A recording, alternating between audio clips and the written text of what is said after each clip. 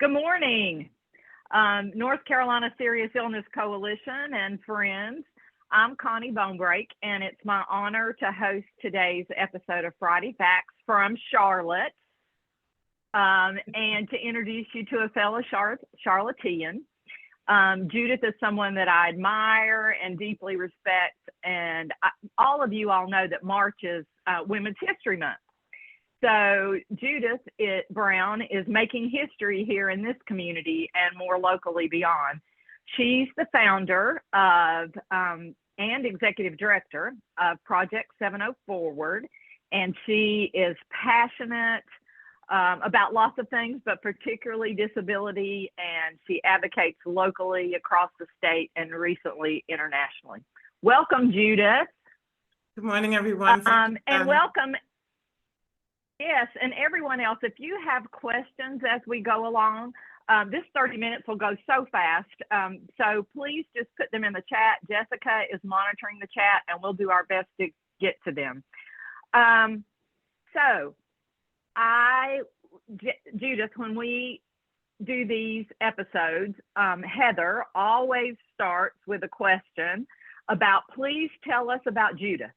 Tell us about your background, what led you to become a disability advocate, and let's just get to know you. Sure. Well, good morning, everyone. Thank you for having me on this morning. I'm looking forward to sharing with everyone. So real briefly, I was born in New York City, so I'm a snowbird down here in North Carolina. And after I spent some years in Baltimore, Maryland, I moved here about 14 years ago. But it was during my time in Baltimore that I went through some severe and several health challenges that led to me departing from the brick and mortar traditional workforce, which is almost a thing of the past nowadays with our hybrid system. But I was also independently raising two sons on the autism spectrum, one of whom would go on to develop an autonomic nervous system condition. So in childhood, so learning how to navigate all of these ecosystems, we call them now, that connect health and education and home. And I was dealing with limited energy and mobility. It gave me the dream and the goal to create a nonprofit where advocacy involved the whole family within their community. That's great. So tell us about that nonprofit project, and why is it Project 70 Forward? What is that all about? So people say, hey, they either say that I don't get it, or they say that's a great name. So 704 is our area code here. And so I wish I had been the genius who thought of this, but one of our first adopters, she said, I'll work with you if you call it Project 70 Forward. And I was like, oh, that's kind of cool. I had something boring like Celebrate Connections or something like that. So it came directly out of my own experience. At the time, I was a person who had no knowledge of how to navigate a life with disabilities. I didn't understand, you're talking, my children are grown now, so 30 years ago, who was talking about autism extensively the way we are now? And so I started this in 2018. Basically, we wanted to take this novel approach to disability advocacy and allow our clients to shape what our programs became. And we just had one mission. It was to support and advance the lives of people with disabilities. And we have two programs. Basically, one is just called Direct Basic Living Support. We bring the donations from our partners directly into the neighborhoods, homes. We even go to the hospital rooms of the residents of Charlotte. And it could be anything. It could be water, clothing, food. We did a lot of running that during the pandemic. Low-grade medical supplies, over-the-counter medicines, anything that our clients or our neighbors need, we work to get it for them. And just because we're not trying to just be Santa Claus, we developed our second program, which is called System Navigation. And this program, we identify those who need further assistance, who need support, gaining access to community or agency services. And we become their peer-trained disability advocates in their journey. And that journey can last for a couple of months. Our longest client has been almost the whole length of the time that we've been in, around 5 years.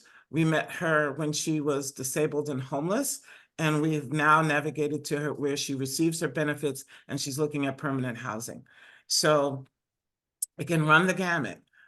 We also provide health screenings with a nurse and education and self-advocacy training. So our goal really is to get the person to be as strong and as independent as they can in this life. Tell us about that little van that you drive around, or it's not so little, it's a full-size van. It's a full-size van, and we are looking for our first work van. So we decided very early on that it wasn't about making people come to us, it was about going to them. And so we have a mobile unit. We were donated two minivans. We've got a decommissioned one right now because it's getting kind of old. But our second one, we've turned into a mobile office, and it is complete with an electric generator, laptops, printer. It even has solar panels so that we can go anywhere and stay active for as long as we need to. And that allows us to do applications on the spot or help people with copies if they need those copies right then and there. And we can service people wherever we have to go. I literally have trudged into hospitals with the laptop and continued to help a client right then and there. I want to say our saying, we don't try to replace the agencies or organizations doing direct work. We have a saying that says, we don't reinvent the wheel, we just make sure it turns. And as we're making sure that wheel turns for more people, we're catching people who are falling through the cracks. Judith, where does your funding come from, or where has it come from historically? Yeah, so we're currently serving clients mainly in Mecklenburg County, but our funding is coming out of some really great long-term partners like NC Counts out of Raleigh, North Carolina. Currently, we're starting to attract more local funders as we've proven what we do actually works. So Re-Emprise Fund, we're looking at United Way and some other funders that are starting to understand, hey, out of the pandemic, we've developed a system that really helps people. But I'll be honest with you, our private donors, some of our individual donors who are dealing with families with disabilities or dealing with families with chronic illnesses, they are our biggest and most long-term supporters. So you mentioned NC Counts, and I know that project was during the pandemic. And I also mentioned earlier that you're a history maker, and that's literally true. Here in Mecklenburg County, the library system funded by the Digital Public Library of America has a traveling exhibit called Living Archives. And they interviewed around 350 people who had stories to tell about heroism during the pandemic. And then they chose 24 out of that 300 plus to be featured in this traveling exhibit. And Judith is one of those 24 that's featured in the exhibit. So Judith, tell us about that archive project and what that story was all about. Sure. You know, I always have to laugh when I talk about this experience. So when I heard about the project, I wanted to make sure as many voices from the disabled community were recorded.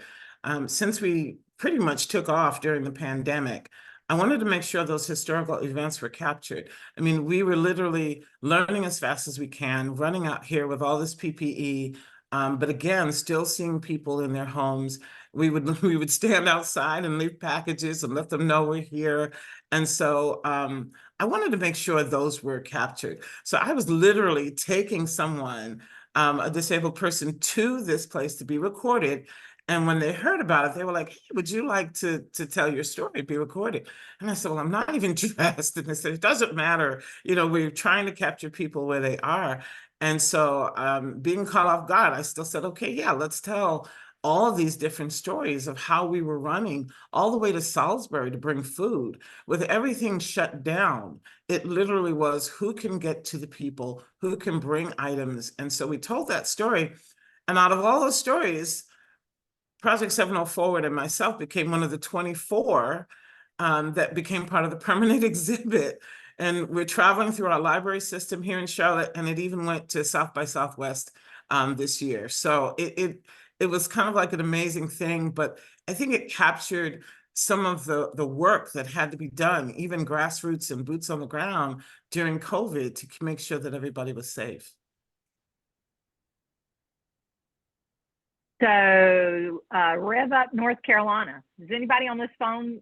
I did not know about Rev Up North Carolina because it wasn't such a thing, but I didn't even, it was such a thing in other parts of the country, but Judith has recently been involved in the launch of Rev Up North Carolina. So what's that all about, Judith? So literally, it's hard to when you're taking this kind of intersectional approach, you end up trying to be involved in a lot of different things. And it was started as an emerging program under Project 704 Forward. So Rev Up stands for Register, Educate, Vote, Use Your Power. And I've even got my t-shirt, if I can stand up briefly. It's probably backwards, but I've got my shirt on today. And basically, it was started by an organization, it's a national organization called the American Association for People with Disabilities. And they've been running this Rev Up program. It's in about 25 states, and it had never been in North Carolina. I've been here 14 years. They'd never had a coalition here in North Carolina. And so we began to say, well, listen, we'll build it and hopefully they'll come. So we are now part of a statewide coalition of members who are passionate about educating voters with disabilities about their right to vote, accessible polling locations, curbside voting, and how all the different current issues and legislation may affect them. So we're nonpartisan. So we're a group of very interesting people when we all get together. But the whole purpose is we want to make sure that more disabled voters are in the political system. I don't know if everybody knows, but since 2020, when the pandemic hit, there was almost a 20% increase in the number of voters with disabilities using early voting or absentee voting or provisional votes than there had ever been in 2016. So we're trying to grow this state coalition. We have members in 4 counties right now, and we're hoping to just really support the rights and the ability of people to vote. That's excellent. That's excellent. I know some other people on this call are involved in different ways in getting out the vote. So thank you for focusing on that, on the disability population. I had never thought about the challenges it brings to vote. And at this point, it has gone off to its own nonprofit. I no longer have to run it, thank goodness. It has spun off to its own nonprofit and is already getting a good deal of funding, as you can imagine.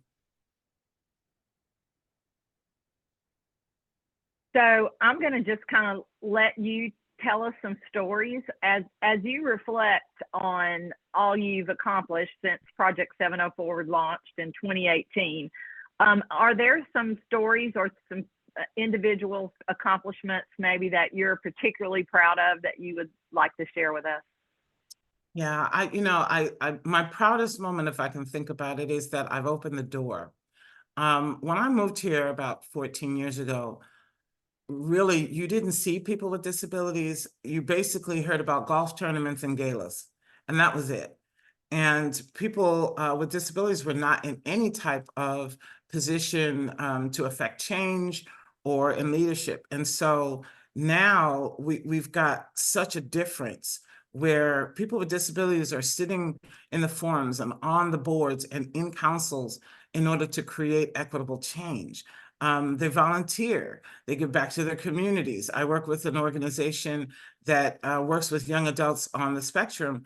And it was the first time that I said, hey, can you young people come and volunteer with us? Because one, being visible is so important. And also being in a position to give back, not always in a position of charity. I have another t-shirt that I wear that says equity, not charity. So it's not just about always being on a passive receiving end. We now have people in leadership positions, and that's very important to sit at these tables of change. I'm involved with the Center for Digital Equity. They had not had a person with a disability in there. And so we're now developing a project around not just saying, here's a device, but do you need the accessible assistive technology in order to make that more effective? I also think back about when we were in the pandemic and how scary that was. If I can tell you, I still have individuals, and so just so you know, about 90% of our board at this point are people with disabilities. We still have members of our board who have not been able to take the vaccine. their health is that compromised. And so they still will, and for the rest of their lives, will be wearing masks, practicing safe distance, using PPE, in order to give those people a voice. This has become so important. And being able to go out there and essentially save lives. I don't know if anyone knows this, but in North Carolina, the population of people with disabilities who are homeless is huge. In Charlotte right now, it is anywhere between 40 to 50% of the people who call for housing support, either they are homeless or they're in imminent danger of being homeless. 40 to 50% every single month are people with disabilities. And yet we're not necessarily addressing that. So, how do we help and support people who may need, their medication refrigerated? How do we help and support people that may need to rest due to the fatigue with whatever condition they're dealing with? And so these are the kind of things that keep me up, but at least now these are the things that are being discussed. These with our shelter system, with our city and county government, we're talking about this situation. And so I'm proud of the change that has happened in just 5 short years. Of course, now, if you say disability in Charlotte, you're probably going to hear my name because I'm usually the loudest thing in the room for the community. But at least I've opened the door for other people to come along with us. Judith, Mary Bethel, one of the listeners has asked, are you involved with other groups such as the North Carolina Council of Developmental Disabilities? Yes, I am. So I just recently became a facilitator for the ALPNC program, which is it's called Assessing Leadership. So now I actually facilitate trainings to make future disability advocates out of the IDD community. I'm involved with Disability Rights North Carolina. We're now a partner with Disability Rights and Resources that are here in Charlotte. A lot of times these larger organizations, they have fantastic programs, but they're not reaching down into the community. We say, hey, come on and join us in our hood, because a lot of people don't know that they're even there. And so we partner as much as possible. Again, we don't want to reinvent the wheel. We want to just make sure more people know about you. We can get you into the community. There's more people being served, especially in low income or underserved communities. And so, yes, as many partners, I think during the pandemic, and we also did some work in the census in 2020. We had over 90 partners that ranged from our sheriff's department to our county governments to parks and recs. We will partner with anyone in order to make sure more communities understand and get the information that they need. And recently, those communities are not just in the United States or North Carolina, right? Yes, ma'am. So last year we got invited, and let me tell you, I was scared to death. We got invited to meet with delegates from all over the world through the state-run, it's called International Visitors Learning Program. And in the beginning, it was not specifically about disabilities, but I've noticed, we've done our 4th one just last week, that we're now getting more delegates coming with disabilities from other countries. And I mean, Ghana, Kenya, India, Armenia, Egypt. We're getting those delegates coming to find out, what are we doing here in Charlotte? And they meet with big and small. So we're considered small grassroots, very small organization, small team of people working, but we love to have those conversations. And so we have now been peppering the State Department that, yes, you have this program where people come from other countries here, but when are we going there? So we are very close and working with Mozambique right now, very specifically, to connect with their embassy and to be requested to come to Mozambique to actually work in the projects that they are working on. We're hoping to actually take assistive tech farm equipment for a farm project there that is making farmers with people with disabilities. So I'm so excited about that part. I have my passport, it's clean, it doesn't have a single stamp. So I'm ready to go and be able to just share what we have here. It's kind of what we take for granted here in America. And I don't know if we have time for us to tell that story about the young lady from Go Mozambique. ahead, we do. Yes. There was a young lady from Mozambique that came for this international visitors program, and she was using a rollator. And we found out after we talked that they had lent her a rollator for her time here in America. And we were like, are you kidding me? You know, we've got rollators at the thrift store. We could get her a rollator. And one of my board members was like, look, I'll pay for the shipping back to Mozambique. Well, we must have made enough noise. So the State Department bought her one, shipped it to New Mexico. So when she was leaving to go back home, they presented her with this rollator. And if I had the picture, I'd show you, she's someone that would have been leaning on someone for every single thing that she needed to do when she was at home. And I used to say, I wish I was the fly on the wall when she came off the plane, now walking independently. And she told everyone, this is from my friends in America. And she named the rollator Queen Charlotte. So she went on after that to lobby for this farm business and receive the funding to start the farm in Mozambique. So, you know, I'm excited to say we want to go and come down there and see what we've been able to do. Bring, you know, assistive farm equipment, bring a master gardener to be assisting even further. That's wonderful. And Charlotte, we like the name Queen Charlotte, don't we? Miss Charlotte Sweeney. Yes, yes. So Judith, how can we support you? Those listening today and others who might listen to the episode online, how do we find Project 7 Forward, and what can we do to support you and Rev Up? Sure. So I'm all over Facebook. I know they say that's now for older people. I haven't quite got to TikTok and I have an Instagram account, but I'm not there on a regular basis. So you can search for Judith Elise Brown and Project 7 Forward on Facebook, and we are there. You will run into us. Also, we have our websites. So it's www.project, the number 7, the number 0, and the word forward, FORWARD.org. And RevUp is www.revup, R-E-V like Victor, U-P like Paul, NC.org.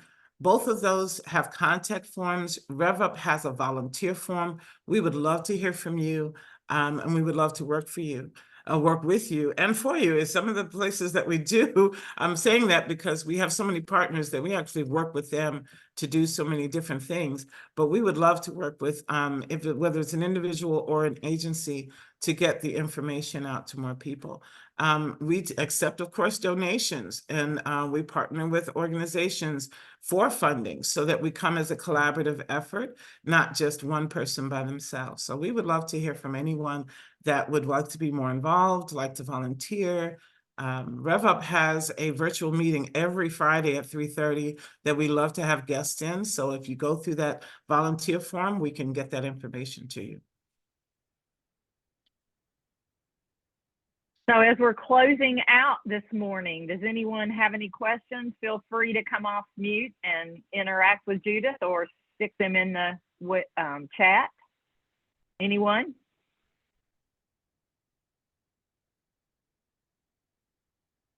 I had a question related to the Rev Up stuff. Jessica. Go ahead. Are there any special events, activities, or things that you guys are doing, given that this is an election year? How does that look different than the work you do on a day-to-day basis? So Rev Up, that's a very, very good question. Thank you. Rev Up right now, since we're so new, we literally just finished our paperwork to become a 501c. We've created a simple website at this point that people can navigate.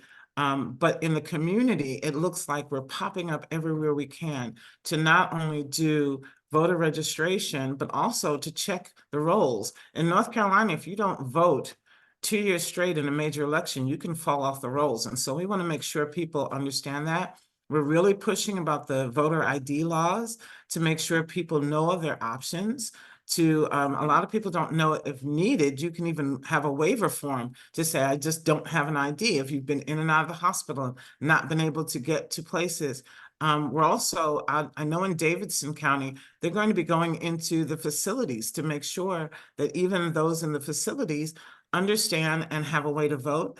And finally, we're working on a ride to the polls. So I wasn't able to tell the story, but 4 years ago, here in Charlotte, we worked with our shelter system and our housing authority to offer rides to the polls during early voting. We offered it to 42 locations, 16 responded, and we were able to secure, through a private donor of all things, we were able to secure 9 vans, 5 of which were ADA compliant, and we were able to take people back and forth to the polls for 2 straight days, to wherever their nearest poll was. Trust me, it was a logistical, a very, very hard thing to do, and we put it together in 13 days, but it happened, and we're hoping to do that again. We can get people registered, but it's not always easy to get them to the polls. And so we want to make sure that every person, whether they need an ADA van or not, can get and exercise their right. So that's some of the things that we're working on.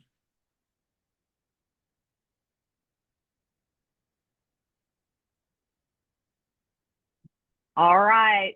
Thank you, everyone, for calling in this morning. Thank you, everyone who logged into the website and is listening to this episode of Friday Facts. We will see you in a couple of weeks with our next guest, and everyone have a blessed weekend. It is basketball season in the Carolinas, so time to celebrate and have fun. Bye. Thank you so much. Bye-bye. Thank you, everyone.